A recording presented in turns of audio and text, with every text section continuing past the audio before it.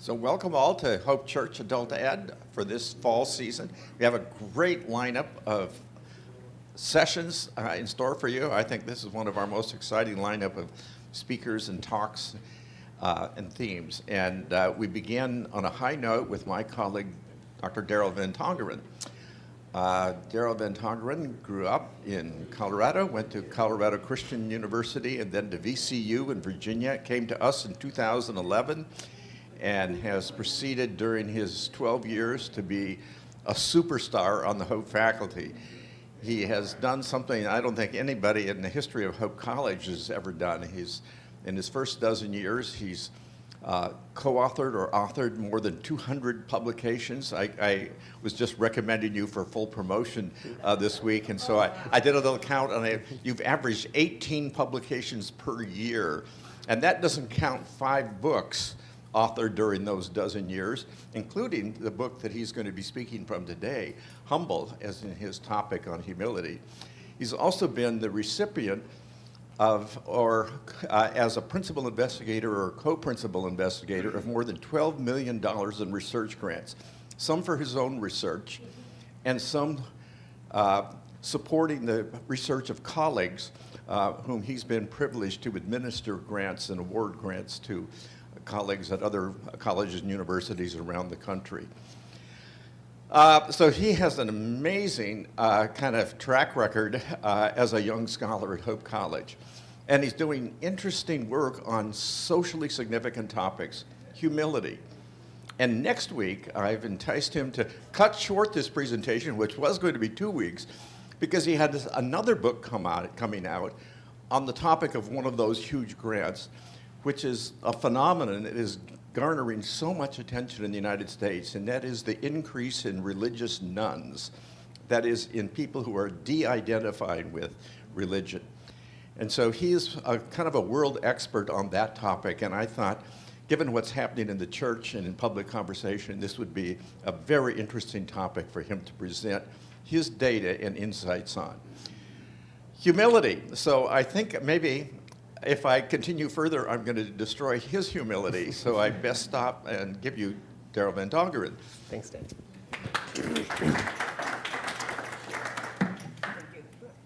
Thank you, Dave. I'm honored to be here, grateful to be here. I'm going to chat a little bit about humility today, and I'm going to build in times for questions. Dave let me know you're a very thoughtful, intelligent group, so at any point if you have questions, please feel free to raise your hand, interrupt. I want this to be a very interactive discussion. So Dave mentioned that I wrote a book on humility last summer called Humble. It's available at Reader's World if you want to pick it up, and then I'll be done self-promoting here until the very, very end. Usually when I talk about humility, the first thing that happens when I talk about humility is 2 things. The first thing that happens is people assume I'm an expert, personally, on being humble. And I can tell you that agreeing to write a book on humility is a terrible, terrible idea, because many people in your life will remind you the myriad ways that you are not humble. And you will find yourself in situations when you realize that you could be doing a lot better practicing what you're preaching. So if you think I'm a personal expert, just chat with my wife and she'll remind you that I'm a work in progress. The second thing that happens when people find out you study humility is what they say is humility is great. That's exactly what I want in my father-in-law, neighbor, partner, child. But they never think it's something that they actually want to develop or need to develop in themselves. Or if they do, they kind of cognitively assent to the realization that they need humility. But then when it comes to actually putting in the hard work, they're like, well, I'll leave that for someone else. So do we actually really need humility today? So some people might think that humility is a little bit of an antiquated virtue, right? Like, well, this is one of those classical things that you kind of think about and maybe you don't really need it. But the data from social scientists suggests that the United States is in the midst of a narcissism epidemic. So levels of self-aggrandizing, narcissism are on the rise. I think that we're rather enamored with ourselves, and I would almost argue that we're nearly addicted to self-esteem, to this overly positive, glowing representation of ourselves where we receive affirmation and approval from external sources. what is ending up happening, and I don't think that we have to turn too far outside, turn on the news, pick up our phone, we realize that it's becoming increasingly difficult for us to interact with people with whom we disagree. In part because we're not very well practiced interacting with people with whom we disagree. Right? Even those among us who consider ourselves to be the most tolerant and open-minded probably select friends who are tolerant and open-minded, and who are tolerant and open-minded about the same things that we're tolerant and open-minded about, but certainly not the things that we are so certain and close-minded about that we would need to be open-minded to be friends with them. And so what happens is we're also refusing to see the world as it is, and instead we're preferring to see the world as we want it to be. And as we're going through this list, if you find yourself saying, oh, you are so right, Daryl, there are so many people I know who are just like this, but it's a good thing that I'm in their lives, then this talk is also for you. Now, again, lest I say that I'm the expert in humility, as I was writing this book, I kind of had a normal routine. Maybe you all have the same normal routine. You get your coffee, you do the Wordle on New York Times. Now I added in connections. Okay, so you do your Wordle, and then I would read my news source, right? And we all have our favorite news source. So I'd read my news source about what was going on. And this book came out last summer, so a bunch of this time was during the pandemic. So I got my news source, and I started writing. And as I'm writing this book, one of the things I'm telling people to do is diversify where you get your news sources from. But every morning I read my news source. And I realized, oh my gosh, this is going to be a lot harder than I thought. All right, so if as we're going through this, you're thinking, this is going to be a lot harder than I think, you're absolutely right. And so now I have a different routine where I read my news source and, dare I say, the other team's news source. And what I've realized is both sides, all the different sides, have a different perspective, have a different way of understanding. And if we're actually truly trying to be more open-minded, we could probably go a far way in kind of diversifying our streams of information. The end result of all of this is all of us, myself included, first and foremost, are entrenched in a biased and selfish way of engaging the world. We're convinced that we're not as bad as other people, but what is ending up happening is that we're more lonely, anxious, depressed, and miserable as a culture than we've ever been.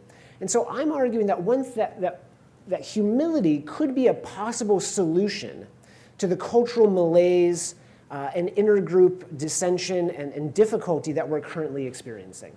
But the way that I'm thinking about humility is wildly countercultural. I'm going to suggest some things that I think are very different than the way in which we've been engaging with the world thus far.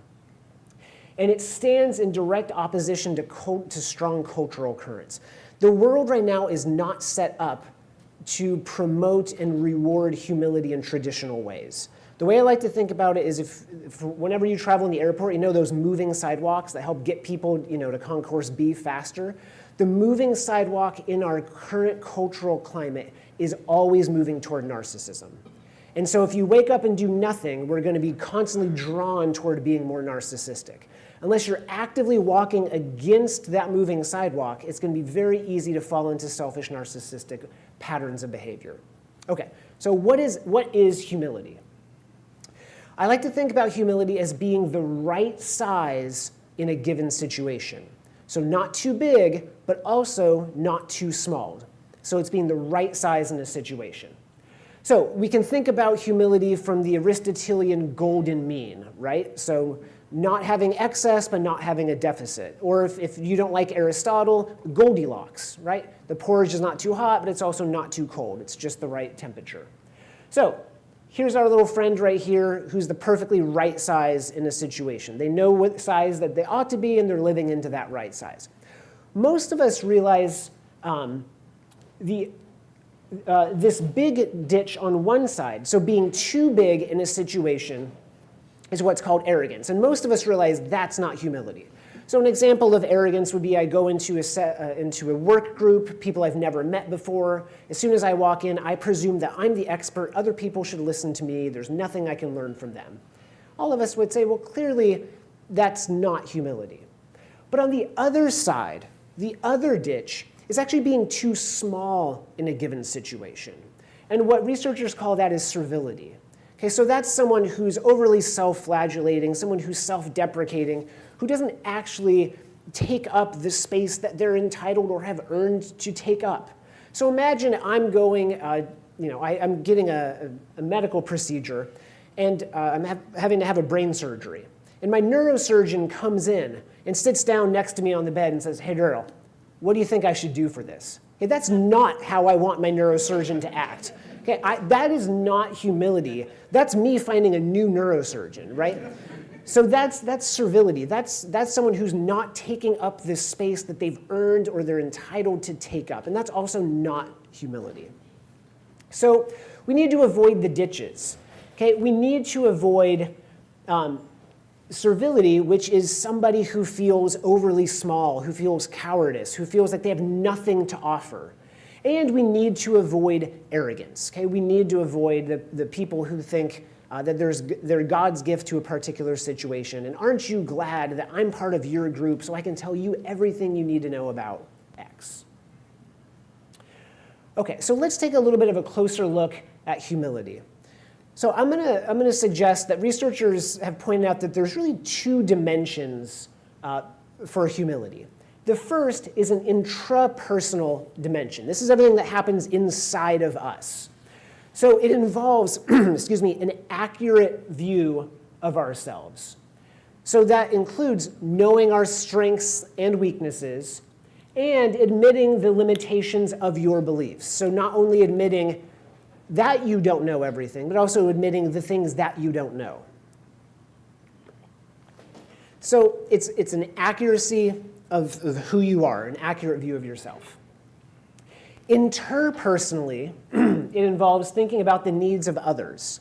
So this means restraining your own ego and having respectful interactions with other people. So again, intrapersonally, knowing what I can do well and the things I don't do very well. Interpersonally, restraining your ego and respectfully interacting with other people. So that would mean things like sharing sharing the praise and accepting the blame. See how easy that was for me? What we like to do, yeah, you're like, oh, I can do that. What we like to do is accept the praise and share the blame. But what we need to step into sometimes is accepting the blame and sharing the praise. And it also involves prioritizing relationships over proving that you're right. So let me give you, this really for the next 30 minutes is just going to be a litany of all the ways that I've been a horribly unhumble person in my life. So I remember the first argument my wife and I ever got into. In fact, it was an argument that I won. Okay, yeah. Some of you already know where this is going. So we had just gotten married, and I don't know what we were arguing about, something stupid, trivial, and inconsequential. And so as we got into this argument, I started acting as if I was a lawyer, right? And I was proving, well, you said this, then I did this, and after that, this happened. I won that argument, right? But I did colossal damage to the relationship because that's not how you engage in a healthy discussion of differences with someone whom you love, right? And how many times have we found ourselves interacting with someone else and we can't wait for them to stop speaking just so we can jump in and prove that they're wrong. And then we go after them so hard, thinking to ourselves, if I can overwhelm them with my intellectual acumen and debate prowess, then certainly they will change their mind, switch their viewpoint and be an enlightened individual just like myself, and we'll go out for drinks afterwards and be best friends. And that never happens, right? What happens is sometimes we're so doggedly attached to being right that we deteriorate and harm a relationship. So researchers have suggested that there's different kinds of humility, and I've actually kind of been using them interchangeably thus far, right? I've been talking about kind of ideas, I've been talking about relationships. So there's 4 types of humility. One type of humility is probably the one we're most used to thinking about, and then researchers call this relational humility. So relational humility is in relationships. And how does that look? Well, it looks like being other-oriented and checking your own ego. Okay, so this means in a particular situation, you're as concerned about someone else's well-being as you are concerned with your own. The second is intellectual humility. I love talking about and thinking about intellectual humility because I have the good fortune of being a professor as a career. And most of what I traffic in are ideas. And one of the chief hallmarks of the academy is curiosity and open-mindedness, right? But if any of you have ever interacted with any academics, present company accepted, I'm sure, we're very committed to our beliefs, right? We're very committed to our particular way of seeing the world. And in fact, my favorite thing is when you actually get a bunch of humility scholars together and they're arguing tooth and nail over the correct definition of intellectual humility, and I will not change my mind about what intellectual humility actually is. The irony is not lost on me, especially when I join in on those debates. So it's being open to new insights, seeking new learning, changing one's mind in light of evidence, sufficiently strong evidence. A third type of humility that I think we desperately need in our country with ultimate urgency is something called cultural humility. And cultural humility has to do with ways of life. We see it in cultural interactions. So viewing other people from different cultural backgrounds and wanting to learn from them, realizing that our way of viewing the world and life is not superior or singular, and that we have much to learn from other people. And then the last is one that I've done a little bit of research in, and it's existential humility. So this is humility when it comes to something much bigger or greater than ourselves. Feeling small relative to nature, the universe, God, feeling grateful to something larger than oneself. Let's just take a look at each of these briefly. So relational humility looks like being self-aware, so knowing your strengths and weaknesses, including the areas where you could grow. So this is, I know that there are certain things that I'm decent at. I make a pretty good hot sauce. I grow my peppers all summer long. I've got some Carolina Reapers that I've been pulling off, every few days. I make pretty good hot sauce. And your weaknesses. I am terrible at anything that involves me to stand and move simultaneously. Skiing, skating, right? Any type of athletic activity like that. Being fair, so sharing the praise and accepting your portion of the blame. Looks like being respectful, interacting in a way that shows other people how much you value them. And it looks like being empathic, putting the needs of other people as the same as your own needs. Really, if you could build one muscle that I think would unlock all of humility, I really think it would be empathy. I think if you could empathize with, you could feel what the other person is feeling and do the mental work of seeing their perspective. I think that would unlock so much needed humility in our interactions. So that's what relational humility looks like. What does intellectual humility look like? It looks like being intellectually open, so avoiding dogmatism and being willing to revise your beliefs. I think it looks like being curious, so seeking new ideas, trying to expand and grow, and changing your mind to align with strong evidence. So we're going to talk about this in a little bit, but I think that one of the challenges that we run into is once we make up our mind, we get settled. And then once we get settled, we start amassing evidence for why we're right. And we start ignoring the evidence that suggests that we're wrong, and we only look at the evidence that suggests that we're right. And we're not usually keen on changing our mind. Now, what we will say is, well, I would change my mind if there was sufficiently strong evidence. So I would ask you, what would that evidence actually look like? Right? And are there some things for which no amount of evidence would change your mind? Now, we will talk about what that would look like. But and that's fine. I think there are some things for me for which no amount of evidence would necessarily change my mind. But if you have too many of those, if all of your beliefs are those beliefs about which no amount of evidence would ever change your mind, I don't know that you would be intellectually humble. It also means being realistic, owning and admitting your flaws and limitations by seeing the world as it is rather than you wish it to be.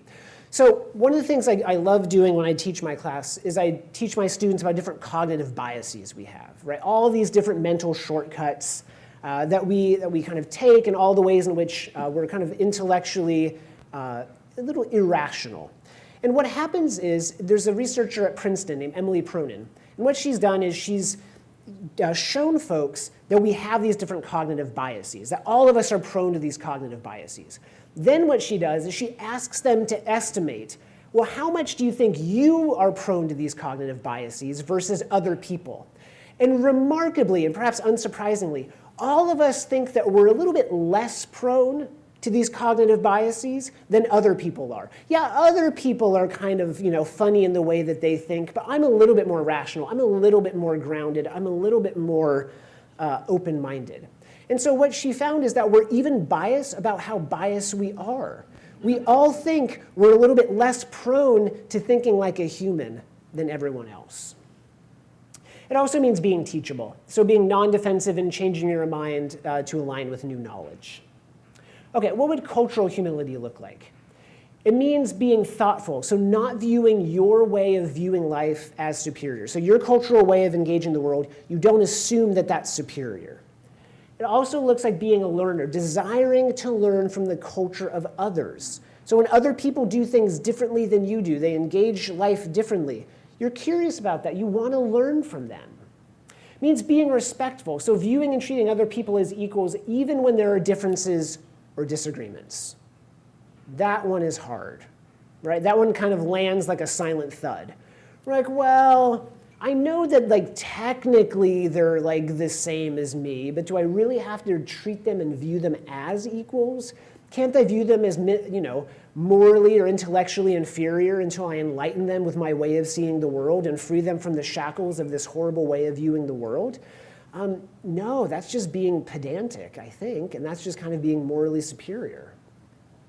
It's also seeing diversity as a strength, viewing the rich tapestry of diversity as something that strengthens our communities. Okay, then what does this existential humility actually look like? It means being in awe, appreciating the vastness of the world around us.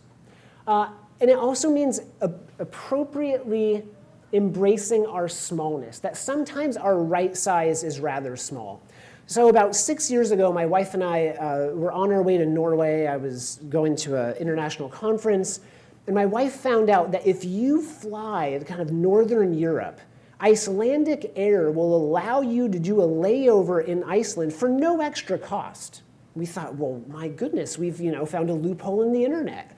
Let's take this no extra cost, and we added a 3-day layover in Reykjavik. Now, what they don't tell you is the reason why there's no cost to add a 3-day layover is everything in Iceland is wildly expensive. Well, anyway, so we spent 3 days in Reykjavik on our layover to Norway because my wife really wants to see the Northern Lights. And she's just so committed to seeing the Northern Lights. And so she found the Aurora Forecaster, right, that kind of predicts when you're going to see the Northern Lights, which she cross-referenced with some, kind of bootleg internet, website like Paul's, paulsnorthernlights.com. So she put those two things together, and she realized that if we got up at midnight from our hotel or our Airbnb in Reykjavik and drove an hour and a half outside of the city to an abandoned parking lot on the side of the road, that at 2 a.m. we could see the Northern Lights. I was so grumpy. She was like, this is probably our only chance to see the Northern Lights. What do you say? And I'm like, I think I'm going to sleep through it. So she eventually convinced me. So we woke up at midnight, drove out to this abandoned parking lot. It's 2 in the morning. Even though it's August, it's probably low 40s, 45-mile-an-hour wind. We're waiting for these Northern Lights. I'm getting increasingly more grumpy. She knows it's going to happen.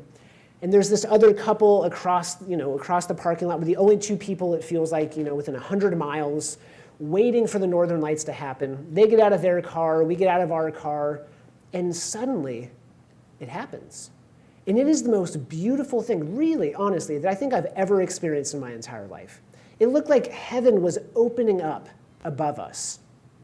And for about 30 minutes, we couldn't even speak. It was just this emotional experience where the only appropriate response was really just kind of crying tears of gratitude. And then we drove home in silence because there was really nothing you could say that would accurately capture what you had just experienced. And in that moment, I had never felt so small, and it never felt so right to feel that small. Right? Usually when we feel small, it feels bad. It had never felt so good. I thought, I feel so cosmically insignificant, and it feels wonderful. It's like all the weight of everything had melted away, and you realize, I'm not that important. Wow, this is great.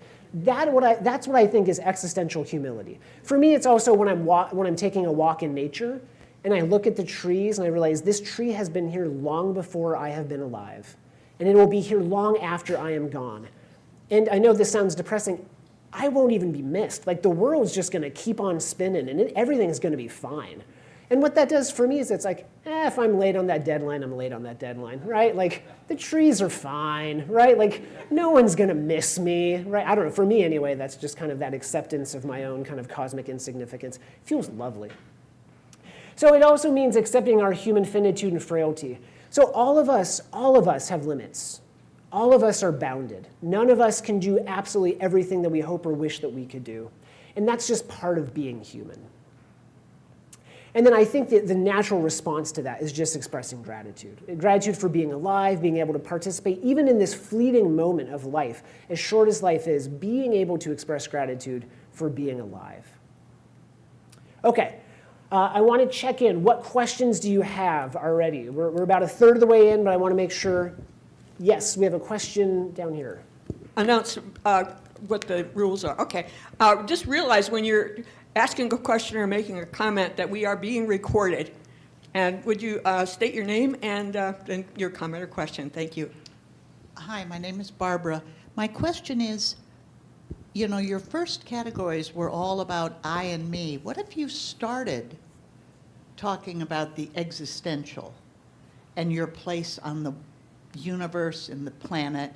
Then by the time you get to some of the things that are I and me, because you've talked about us, maybe that would be kind of, I don't know, I just thought that was that existential thing. I think, what a way to see everything. Yeah, I love that. Thank you for that. So I was also as convinced as you of that exact thought. So I was so convinced, surely, if everybody could just engage some of these existential realities, the only reasonable response would be humility. And so we wrote a grant to the John Templeton Foundation, and we got this 3-year grant, $250,000 to study what would happen if we introduced people to these existential realities. So things like, and these are uncomfortable things, but they're givens of life. Like, we're going to die one day, right? We have to make decisions that we don't really know the outcome for. All of us are kind of isolated. We have to struggle with the meaning of life. And in my grant proposal, I said, I think that humility is going to really help people just kind of accept these existential realities. And what we found, and time again, what we found was it was actually the opposite. Sometimes when people get confronted with these existential realities, not everyone has that same response. Some people, when they get reminded of these kind of existential realities, they feel threatened. And they don't want to hold life with more humility. They actually want to clamp down. They want certainty. They want conviction. They want strong, certain worldviews. So I do love kind of reframing and thinking about if we could all realize our own finitude, our own frailty. I think the only reasonable response would be gratitude. But some people I don't think necessarily are always reasonable. Okay. Yes. That's why I began with I. I'm Dawn. Okay. As I listen to this, I'm wondering if some of the research that you're dealing with has a different, plays out differently depending upon the age of the person that you're speaking to. Because I listen to this and with the frame of when I was working and invested in a number of different arenas, and how ego and lack of humility played into that. And now as I'm in a different chapter of life, I kind of look back in those arenas and think, boy, I wasted a lot of energy on things that are inconsequential in the long term. And so I find myself leaning toward humility, maybe. I can't say that I am humble at all. But does age or life chapter have an influence on what you've discovered? Yeah, so there is, that's a bit understudied. And I think you're right. My intuitive sense would align with what you're saying, in that and there hasn't been as much research with this, but my sense is that as folks get older, my sense would be they kind of let go of some of those ego-driven motivations that seem to preoccupy so much of middle life, right? Until we realize that, like, what are we chasing? And Richard Rohr basically says the first half of life you kind of climb the ladder, and at a certain point of life you realize your ladder was actually leaning against the wrong house. And then you shift the ladder, and you realize, never mind. Yeah. I'm Jane Dickey. Two questions, and you'll right away see my lack of humility in one area. First, just a comment about what, at age. Some of the developmental studies show that there's a big change in fear of death. And toward the end, which you'd think would be the opposite, there's much less fear of death than right in the middle, and especially when people have kids. There tends to be a real heightened fear of death. But which might make it easier for the existential questions nearer the ends of our lives. The second thing, I think it was within cultural humility. At the last one is you have to be equally respectful and whatever. What if they're wrong? I mean, what if what if they're just wrong? And I put that rather extremely. But I think that, of course, wrong for what and for what purpose and so on. But if I remember, I think it was, I don't know, I think B.F. Skinner once said, if you don't fight for your own ideas, who will? Yeah. And so there's a kind of a sense of being humble doesn't mean not speaking your truth. And the second thing is, I think you can really respect the God which is in everyone, which Quakers believe. That of God is in every person, and you need to respect and recognize that. And you might argue vehemently against some ideas. Yeah. Yes, I love that, and I love, Jane. Thanks for bringing those things up. We will chat about this. To be intellectually humble does not mean to lack conviction, nor does it mean to be wishy-washy. And there are things about which other people are just simply wrong, and that's absolutely right. And so being humble also doesn't mean you have to set aside justice. It doesn't mean that you have to set aside the pursuit of what is good, right, and true.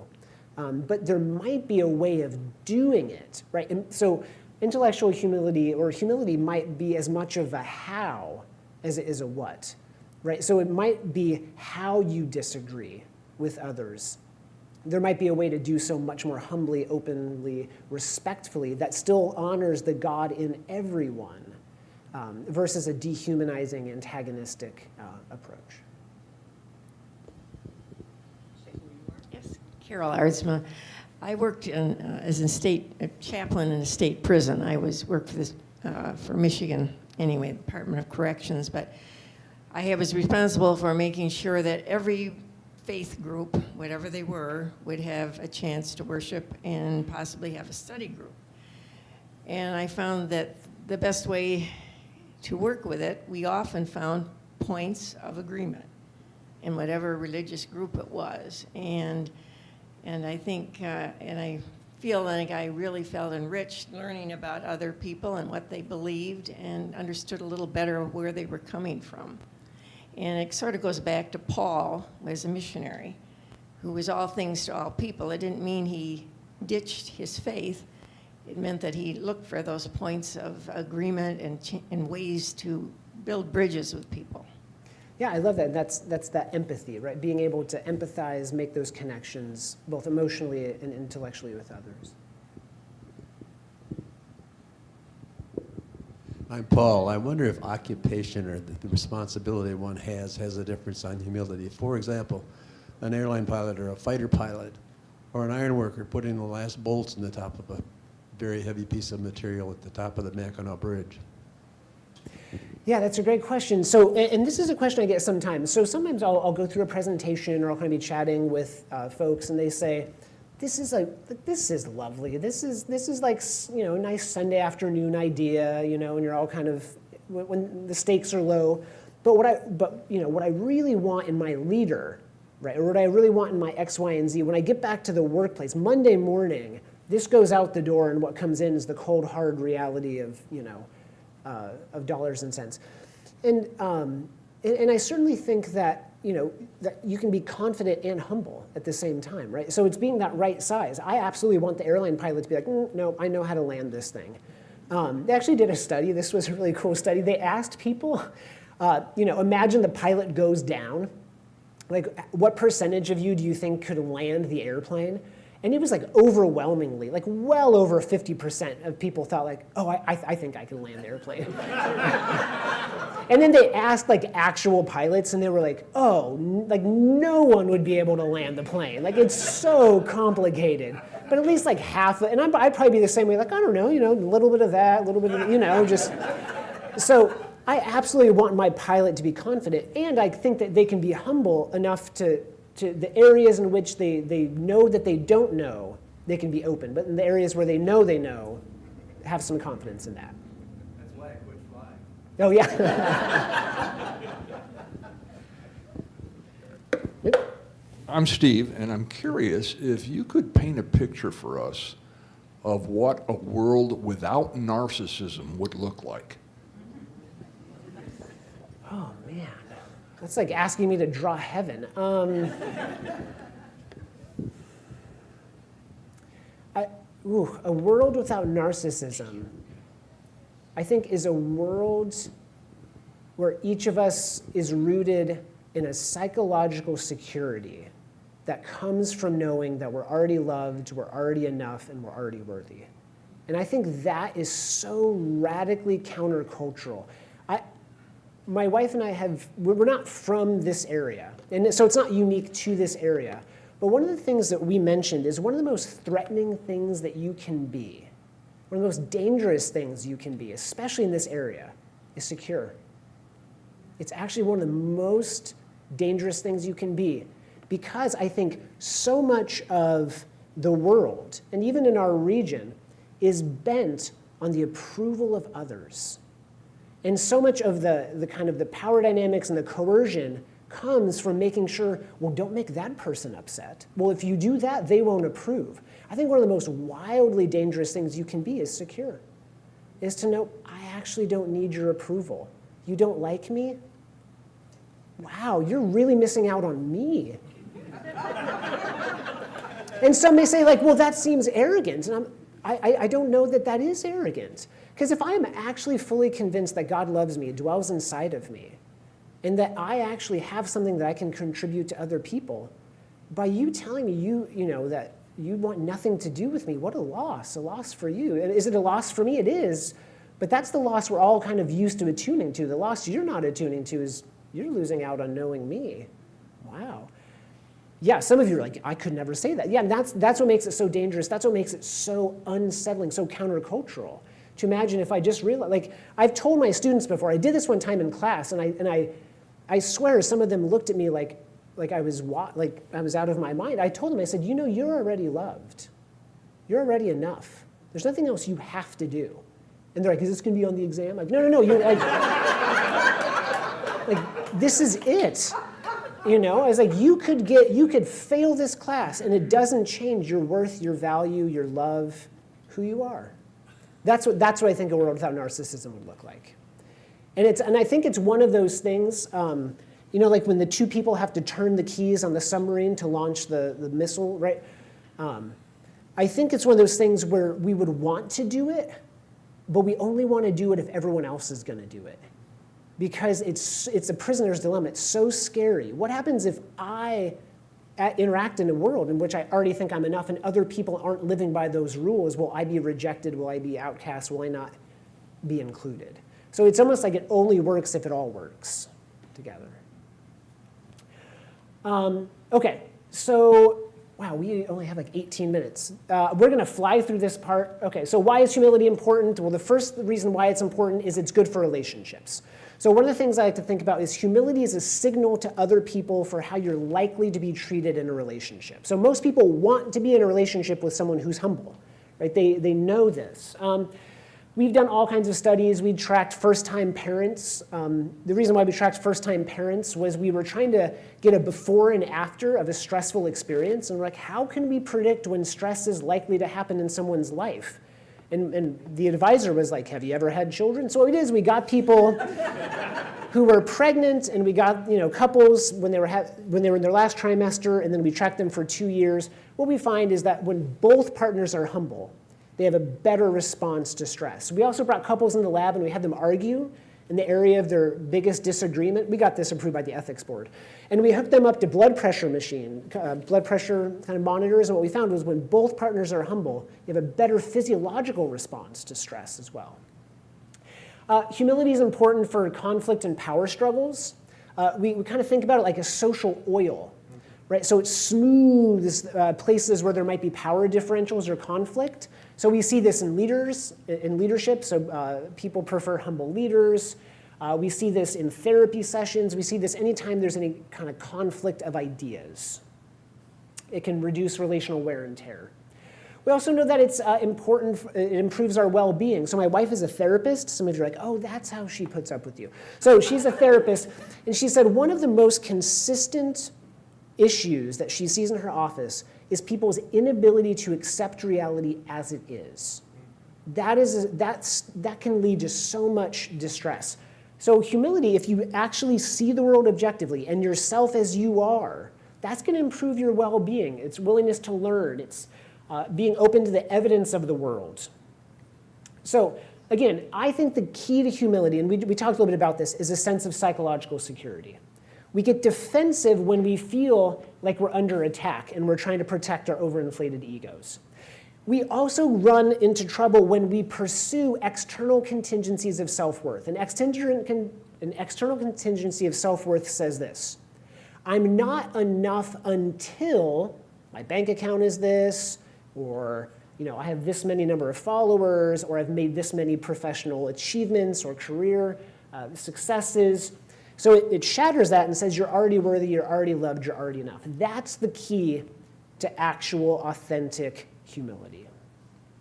You already got your questions. Okay, I'm just kidding. So how do we actually cultivate humility? The first thing is you can actually seek feedback. So the first time I ever gave an interview on humility, my wife and I were supposed to go to the beach that day. It was on a Friday. We had been planning to go to the beach at 11.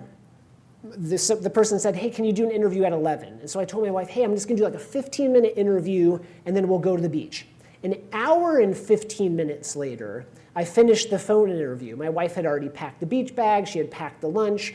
The interviewer had said, though, if you've studied humility, are you actually any more humble? I'd love to get insight on that. Would you be willing to ask your wife? I'm like, oh, yeah, my wife will totally, yeah, of course. So imagine I told my wife we're going to go to the beach. I keep her waiting an hour and 15 minutes. I come up. She's been patiently waiting. But before I ask her, I decide to make one more colossal move in selfishness. And I was currently training for a marathon, and the beach, Holland State Park was 7 miles away. So I said, hey, would you mind schlepping all of our stuff to the beach? And I'll run and I'll meet you there. And so she's like, hold on. I waited, I packed the beach bag, I packed the lunches, and now you want me to take everything out there? I was like, yes. By the way, how humble am I on a scale of 1 to 10?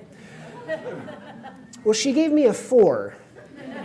And I was devastated because I was like, well, I've been studying humility and I'm below the midpoint. And she goes, wait. Is 1 high or low? So I'm like, oh, well, maybe I can still get above the midpoint. I was like, no, 1 is low and 10 is high. She's like, yeah, you're a 4. So the first thing you need to do is seek feedback. But the second thing you need to do when you get that feedback is don't do what I do and get defensive. So as soon as she told me that I wasn't humble, I launched into this type of lawyer campaign and this kind of ardent defense as to why I was actually really humble, which, yeah, the irony is not lost on some of you as you're laughing. That's not the best way to take that feedback. She was giving me actual feedback. She was saying, in this moment, you're being colossally arrogant, and so you need to listen to that. So seek feedback, ask people you know. When they tell you the truth, don't get defensive, because you may, like me, you may not like the answer you got. The third is that you can start building empathy. So you can start imagining what it would be like to be in other people's shoes. What might someone else actually be thinking when they're holding that viewpoint or acting in that way? And then the fourth is to put it into practice. Humility is hard. This is hard work, right? The stuff that I'm asking you and me, all of us, to do is wildly different than the culture in which we're living. So again, it's like walking across that moving sidewalk. You have to put in the work time and time and time again. Okay, I want to dispel some myths about humility that some of us might have. So the first myth is that humility merely is lacking conviction, right? Like, oh, I don't have to believe anything. That's what being humble is. That is not true. My colleagues and I have actually done research that finds You can hold beliefs with conviction, but you can do so humbly. Now, I didn't just put in Dave Meyer's 2 axioms here because he's here. This is in every talk I give when I'm talking about intellectual humility. He has no idea that I'm saying this. I've given this talk at Berkeley. I've given all over whenever I'm giving this talk. I say that to me, Dave is a paragon of intellectual humility because his two beliefs are there's a God and it's not me and it's not you, right? Maybe some of you have heard this before. And so other things, though, are up to revision. And if I'm wrong, Dave can correct me after I'm gone, right? So, but I love that. So Dave has convictions. They're strong convictions. Those are 2 things he knows, but other things he's willing to revise. So being humble doesn't mean you don't believe anything. I actually believe it means believing something until there's something better to believe, right? But you should know what that sufficiently strong evidence is in order to change your mind. You should have a threshold for what that is. It's also not being wishy-washy. Okay? It's changing your mind once there is sufficient evidence. It's not constantly changing your mind. So it's not like, well, I thought about this for years and years and years, but now I read something on BuzzFeed, so I'm going to change my mind. And then I talked to my uncle at Thanksgiving, so I'm going to change my mind again. Okay? Again, that's something entirely different. Sometimes interrogating our views will result in us not changing our minds. That's okay, right? We want to interrogate our views. It doesn't mean we always have to change our beliefs, but sometimes we will. It's also not servility. Okay? It's not being too small. It also doesn't mean that when you're talking with someone, you're like, well, I better change my mind to go along with them or I'll lose them as a friend, right? Because some of you said sometimes people are just wrong. And you just have to have that conviction to know that they're just wrong. So I'm not asking you to shrink. Usually, when people have been told that humility is servility, it's coming from people who are in positions of power to historically underpowered, underprivileged groups, right? So it's usually,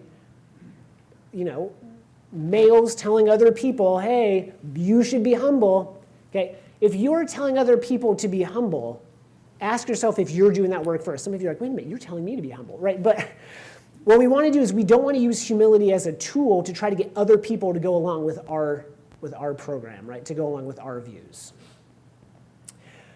Okay. There's also this idea, well, humility might just have no costs whatsoever. And that's not necessarily true. It may not always be appropriate in a situation. We might want to think about humility as one of the tools we can put in our virtue tool belt, right? So sometimes what we need in a given situation is actually courage more than humility, right? Or maybe it's seeking justice a little bit more than being humble. And there are some intrapersonal costs to being humble. So that grant I was talking about where we thought that humility would help people engage in these existential concerns a little bit more openly and less defensively, we actually found that the intellectually humble folks fared the worst when thinking about, hey, you're going to die one day. Hey, life might be meaningless, because they're like, whoa, what do I do with all of that? The people that fared really well were the people who had the firm, secure, almost fundamentalist beliefs. And that's why the appeal of such strong beliefs with utter certainty and utter conviction is so strong. You feel great. I know exactly what's going to happen to me. I have no doubt in my mind, versus the people who are open and are like, I don't know, I could be wrong. So if you're one of those existentially sick souls who walk around and be like, well, I could be wrong, chances are you have an intrapersonal cost, but interpersonally you're much more pleasant to be around. So thank you for bearing that burden for the rest of us. Okay. I also want us to avoid pitfalls. This one is really nefarious, so I'm going to spend a moment highlighting this, because I want us to make sure we all get this one. One of the things that we do is there's this thing in psychology called moral amplification or moral sacralization. So what happens is we sometimes give certain beliefs special status. And we say, I'm never going to change my belief about X. Okay? I think that is great. There are certain things about which I will never change my belief, right? So if I say, like, child abuse is wrong, well, I'll be like, yes, okay, that's good. That should be a belief that we say, Child abuse is wrong. We're not changing our mind. But if every belief that you have falls into that sacred category, right? I believe so strongly that this is wrong, will never change my mind, and this is wrong, and this is wrong, and this is wrong. What's happening is that we start sacralizing everything. Everything becomes sacred. I know that pineapple does not deserve to be on pizza versus it does, right? Not everything should have the same status. If it does, it waters down the things that really should be defended ardently. Does that make sense? And what it does is it just ends up making you close-minded. So you should ask yourself, how many core convictions do I have? Right? If they're floating on more than two hands or one hand, right, you might be kind of sacralizing everything and being unwilling to change every belief you have. So you can ask yourself, like, what are my non-negotiables? And figure out, if you have a really, really long list, just look at them again. The second one of my favorite quotes by William James, the founder, one of the founders of modern day psychology, is a great many people think they're thinking when they're merely rearranging their prejudices. I had to sit and think about that one for a while, because I was like, oh, I think he's right. So what do I mean? I kind of stumbled into this one. So next week I'm going to talk about people leaving religion. Okay? And this is a small segue into that. But what I was finding was when conservative, fundamentalist, evangelical folks were leaving religion, as they were leaving religion, what they would say is, I couldn't stand how close-minded and just, mean that group was. I just couldn't stand it. They just did not like the other group. So I got really invested in this other side, and now I can't stand fundamentalist conservative folks. And I was like, are you not hearing what you're saying? And so what the process is a great number of us actually think we're thinking when we're just rearranging the targets of our vitriol. Right? We're shifting, well, I was on that team, but I became enlightened, and now I'm on that team. That team hated the other group, but my team, yeah, we really hate that group because of their hate. You know what I'm talking about, right? Some of you are like, oh, he's kind of talking to me, right? That other group is so close-minded, but our group, I am so close-minded about how open-minded we are. So, it's not just shifting the target of your vitriol, right? It's not just changing teams and you're like, now I'm intellectually humble and nothing about me has changed, right? And we'll talk about this next week. What I actually found is that folks that were actually raised in fundamentalist upbringings, sometimes they just find new ways to be fundamentalist about other things. And some of us, I might be describing some of us, right? And there's just a pattern, a way of engaging with other people. A third thing is, sometimes when we engage these existential questions, we're just unwilling to change our minds because there's simply too much at stake. We just simply can't be wrong. Well, I can't be wrong about what happens to me after I die. There's just too much at stake, right? I just can't be wrong about the meaning of life. And so how do we, this is something I'm not sure, how do we hold our deepest convictions with humility? Now we have some degree of certainty, but we leave room for revision. And maybe we can't ever do this. And maybe instead what we need to do is we need to build an existential distress tolerance.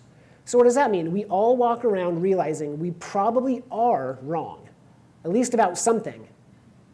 Good day, right? Thanks for coming to my TED Talk, right? So the existential distress tolerance is we're probably wrong. Oops. Not all of us are going to have all of the correct beliefs about everything. And just getting comfortable with being uncomfortable about that. Okay, so sometimes people say, well, what are examples of humility?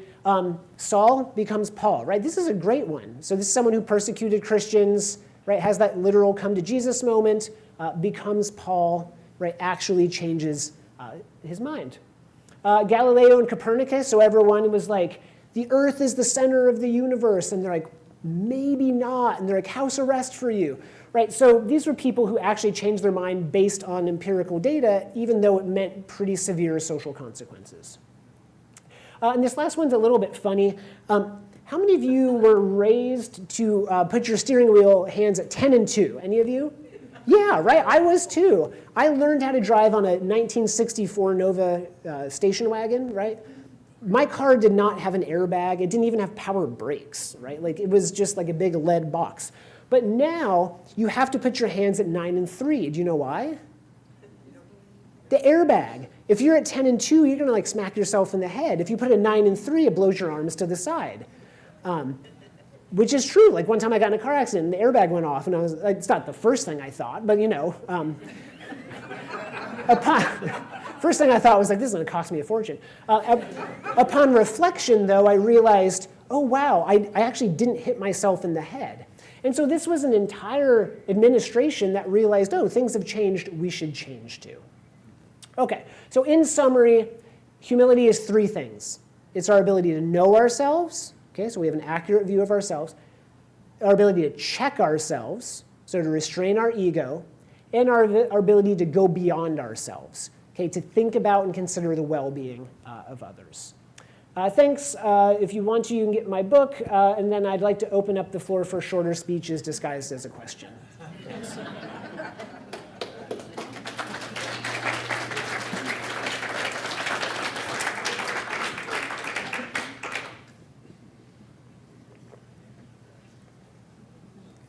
Any questions? Dave, yep, we've got one up here. So I'm Dave, and you talked about humility being sharing praise. I wonder if sometimes humility involves graciously knowing how to accept praise.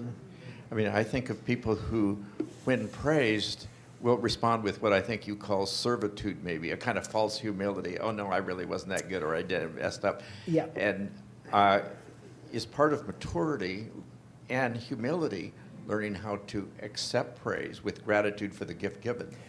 Dave, I love that. That's so true. And I think you're absolutely right, graciously accepting, because, yeah, what you've mentioned is, and maybe we've all experienced this. Have you ever, when someone does accept an award, right, or a recognition, and they downplay it so much, one of 2 things sometimes happens. Sometimes it's a way to invite even more praise, because like, oh, little old me, what did I do? And then other people are like, no, you were great, you were right, and you kind of get more praise. The other thing, though, is I think about the people who didn't receive that praise. So if someone won like an award, and someone's like, oh, this is kind of meaningless to me, it doesn't matter, and all those other people are like, I would have loved to have that award. That would have meant so much to me. It kind of diminishes the accomplishments of others or people for whom that would have been more meaningful. So Dave, I think you're right. Just kind of, yeah, graciously and engaging with gratitude, I think, is part of that mature humility.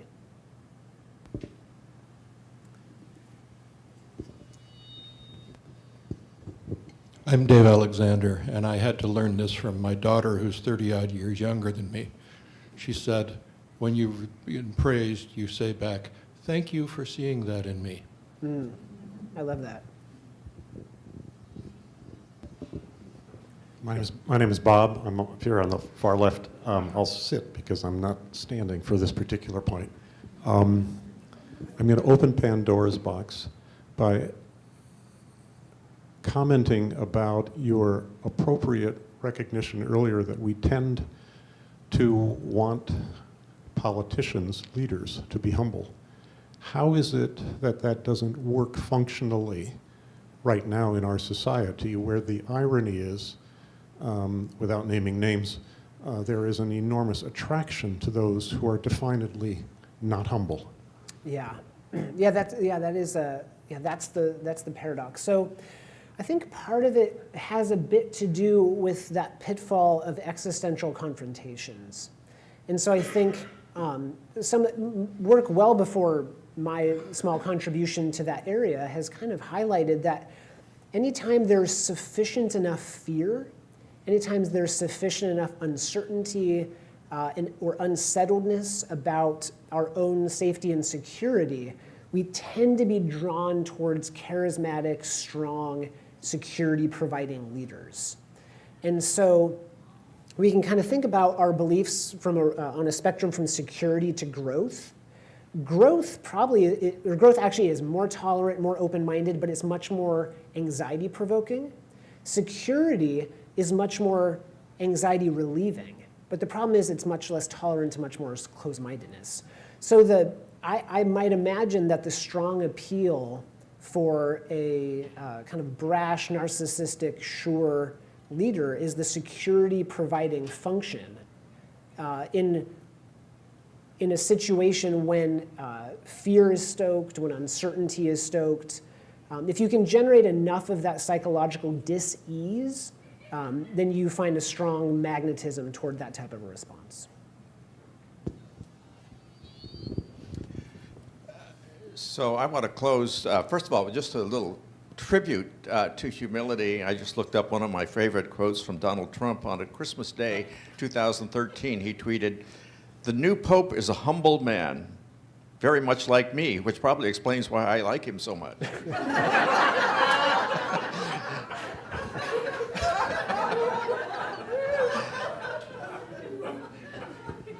So 3 comments in conclusion. One, I sold the Adult Ed Committee on Daryl Van Tongeren as somebody who would give just a fantastic start to our adult education year, and I think you can now see why.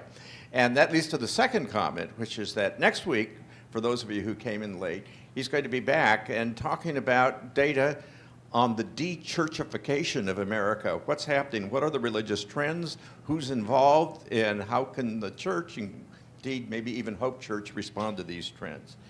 And, the third thing is, I told Daryl, you come to Hope Church and you will speak to Adult Ed, and this is a really interesting, thoughtful group of people. I can guarantee you they will ask questions that will stimulate your own thinking. And so I also want to thank you for delivering on my promise to Daryl, and see you next week.